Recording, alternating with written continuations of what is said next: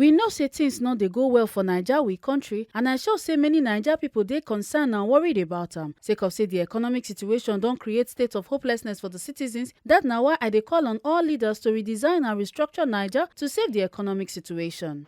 Edo State Governor Godwin Obaseki tok dis one when he dey tok to Tori pipo for the National Museum for King Square venue for the 2024 Armed Forces Remembrance Day celebration. Obaseki come tok say im believe say dis na opportunity for the political leaders for the country to think about the situation and crisis wey result to the loss of those we dey remember, so that we no go repeat some mistakes of the past wey cause the katakata wey we dey face now. Obaseki come tok say time don reach to release the energy of the young people for we nation, put more resources for table, put more money to better our security services so that we no go land for another crisis. Obaseki come tok so that people wey we dey honor don pay the supreme price with their lives, and e dey important make we no forget their effort. That na why this event dey very important and we suppose dey sad about am. Obaseki come commend the bravery of the fallen heroes wey pay the supreme price for the peace and unity of Naija. Sacrificed immensely, in this case their lives, for us to be alive, for the unity of this country, for the peace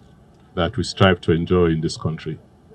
I believe that when people pay the supreme sacrifice, like the people we are honoring today have made, it is incumbent on us not to forget their efforts.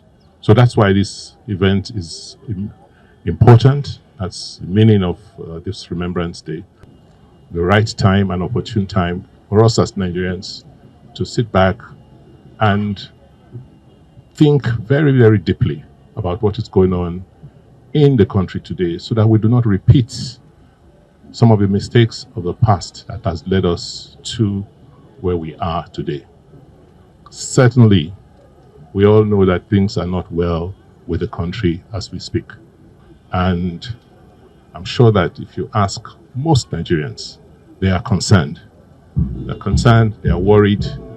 But because the economic situation has created a state of hopelessness, I believe that this is an opportunity for us, political leaders in this country, to reflect deeply, particularly given what's happening around us in West Africa. It is time to stop pretending and deceiving ourselves and know that we must restructure Nigeria. It is time that we, the political leaders of this country, understand that there's a need for a redesign of this country. And any failure to do so promptly could lead to crisis in this country. And we pray that God Almighty will not allow that happen. Because from what we all can observe today, we cannot continue this way.